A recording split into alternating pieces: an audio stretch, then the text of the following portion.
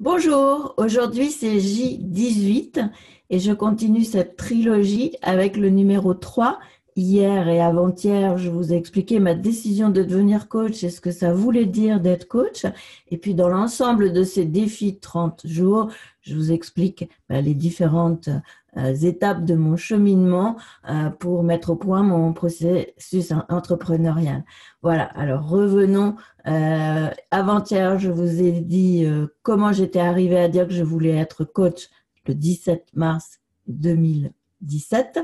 Hier, je vous ai raconté ma formation et quel est voilà, le cadre, qu'est-ce que ça veut dire d'être coach. Et sur cette troisième partie de cette capsule de trilogie, je vais aujourd'hui vous dire justement le travail personnel que j'ai fait en étant coachée moi-même pour arriver à construire mon projet professionnel, entrepreneurial.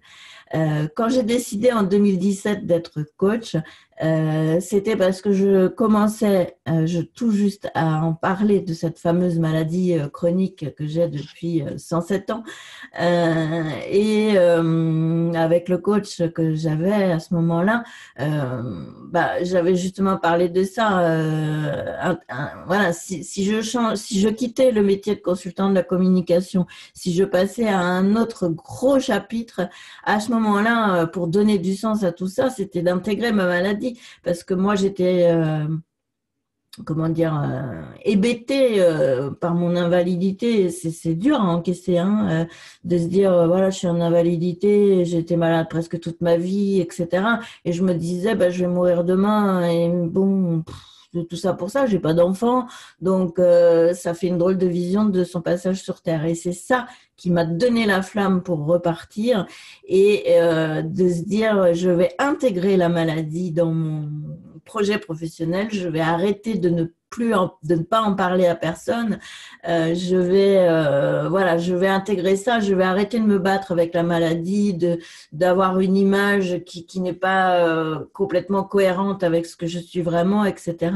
Donc j'ai vraiment voulu, on change. Alors moi j'appelle pas ça une reconversion, parce qu'une reconversion, souvent on met un peu au placard, pour pas dire à la poubelle, son passé, ses expériences, et on repart sur un tout autre truc. Non, moi je voulais continuer à mon vrai truc, c'est la communication, et je voulais pas mettre ça à la poubelle.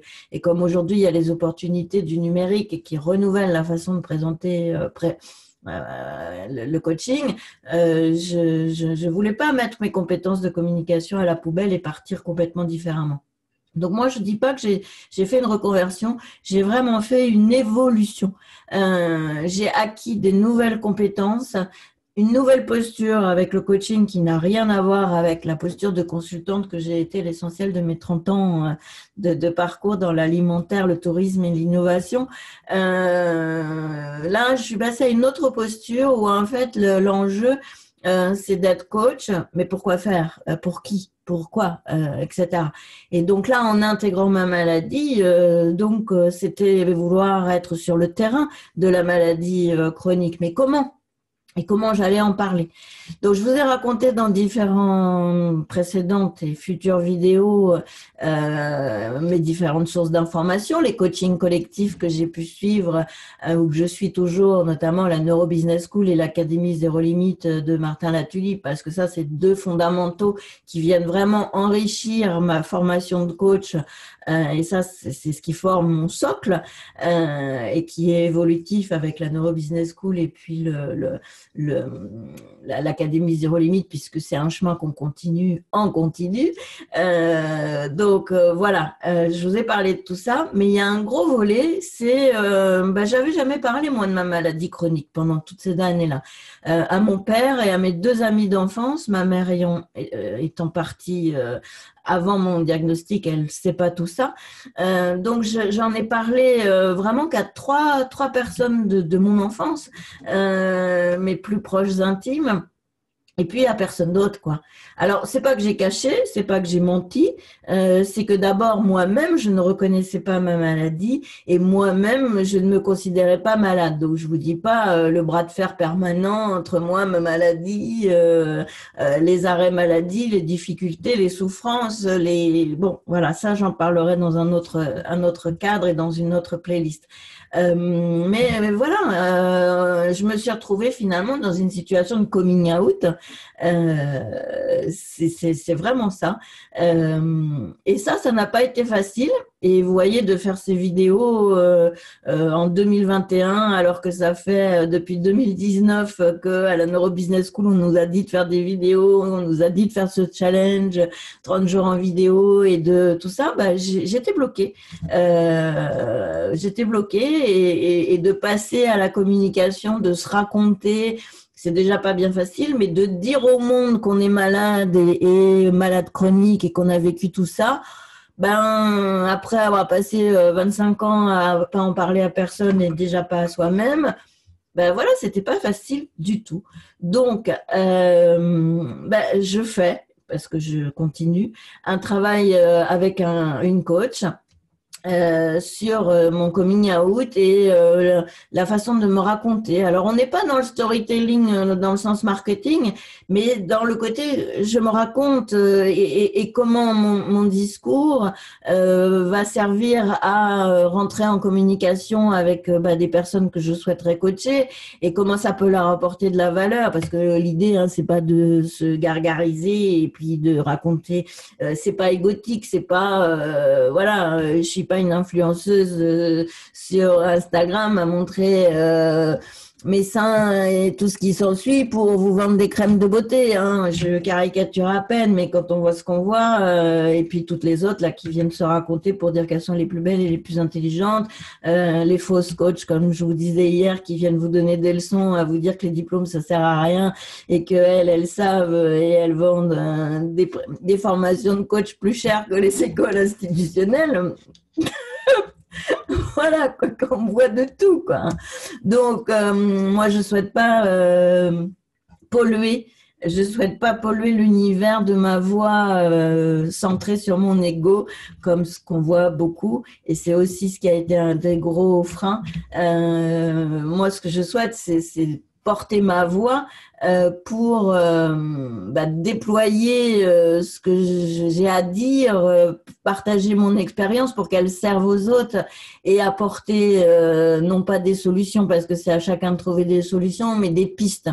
Parce qu'en fait, moi, le fil conducteur de mon parcours, c'est d'être passerelle. C'est d'être passerelle entre des gens et des informations. C'est ça qui compte pour moi. Ça l'a toujours été et j'ai travaillé sur mon Ikigai, qui est un gros outil de travail sur soi. Je reviendrai sur ça à une autre occasion. Le coaching que j'ai pu faire bah, m'amène à travailler sur mes valeurs, sur ma raison d'être, sur ma mission. Et ça, c'est pas facile. Ça fait 3 ans que finalement ces questions-là m'agitent. Et je prétends pas, là, aujourd'hui, mars 2021, avoir gravé dans le marbre tout ça. C'est encore un cours de réflexion, de communication et tout ça. Et tout ce chemin-là, je l'ai fait avec une coach extraordinaire. C'est Anne-France Aumont, à Caen. Et là, c'est du coaching en face à face, je dirais de façon classique, individuelle et en face à face, que je fais avec elle depuis 2018.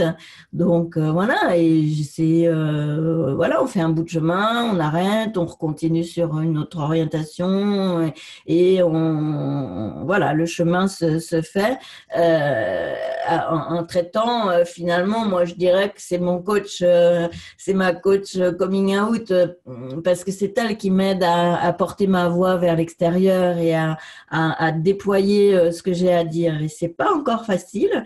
Voilà, c'est comme ça. Et j'essaie de m'offrir à vous dans ma vulnérabilité. Et moi qui suis profondément construite avec le driver soit parfaite, ben, c'est pas facile. Donc, cette première étape avec le défi 30 jours, on est un des premiers gros morceaux. Et un autre des gros morceaux, c'est qu'en 2019, j'ai écrit un livre dont j'ai peu parlé, mais dont je parlerai maintenant je vous dirai où et quand. Donc voilà, ce que je voulais dire, c'est qu'en fait, ce coaching avec Anne-Françoise Aumont m'a permis de sortir mon extraordinaire dans mon ordinaire. C'est sa phrase à elle, c'est son positionnement, et c'est vrai que c'est exactement ça, quoi. Finalement, moi, je me sentais toute repliée sur moi dans ma maladie, mes souffrances. Là, vous me voyez souriante. Aujourd'hui, j'ai fait mon brushing. Alors, profitez-en bien. C'est pas tous les jours. Je suis un petit peu bien mise. Aujourd'hui, j'ai mis la lumière. J'ai changé mon setup, hein, puisqu'on est dans un processus d'itération et d'essayer d'améliorer le truc. J'essaie de vous présenter à moi à la fois sur mon meilleur jour et de travailler ce fameux setup d'image. Et puis, dans l'autre sens, je suis dans une certaine vulnérabilité à dire que je suis malade, que en invalidité, mais en même temps en ayant un projet entrepreneurial et à vouloir proposer quelque chose à ceux qui sont concernés. Et vous faites bien attention, je ne dis pas aider les autres. Non, moi, j'aide pas les autres. Hein. C'est à chacun de s'aider. Par contre, accompagner, guider, transmettre l'information, moi, c'est ça mon vrai moteur. C'est de faire passerelle avec l'information. Et mon coaching, il est tourné sur l'autonomie parce que je veux que les personnes trouvent les moyens de faire leurs choix et de prendre leurs décisions. Moi, c'est ça qui m'anime et c'est comme ça que je m'aligne avec mon projet. Et c'est ce travail-là que j'ai fait avec Anne-Françoise Aumont à Caen. C'est une coach qui a une qualité d'écoute exceptionnelle et une qualité de question. Parce qu'elle est chiante, hein, quand même, autant vous le dire. Hein.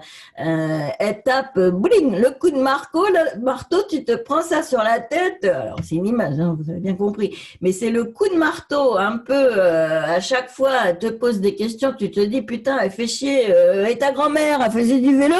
Bon, ça va, quoi. Aïe, aïe, aïe, aïe, aïe. Et elle tape juste. Ça, c'est hallucinant. Hallucinant. Donc, je voulais vous raconter ça parce que c'est quand même, c'est ça le chemin du coaching. Vous voyez, c'est d'être coaché aussi et de pouvoir aligner vraiment son projet pour pouvoir rentrer en vraie communication avec les personnes avec qui on veut faire du coaching. C'est une espèce de trio et de marche où on est tout le temps dans de l'itération. Et donc, voilà, je vais terminer la trilogie sur ça. Bien sûr, le défi 30 jours continue et je vais vous raconter mes autres sources d'inspiration. Et pour terminer, je vais essayer d'apprendre l'habitude de vous indiquer, de cliquer sur la petite cloche pour vous abonner, de faire un pouce si ça vous a plu et intéressé, et puis de partager à ceux qui pourraient être intéressés par tout ce cheminement, parce que moi, mon propos, c'est de partager, hein, c'est vraiment que ça puisse servir aux autres. J'essaie d'apporter de la valeur et voilà, c'est ça ma modeste ambition. Voilà, alors à demain. Demain, on arrête sur cette petite capsule de trilogie et je repars sur mes sources d'inspiration. Voilà.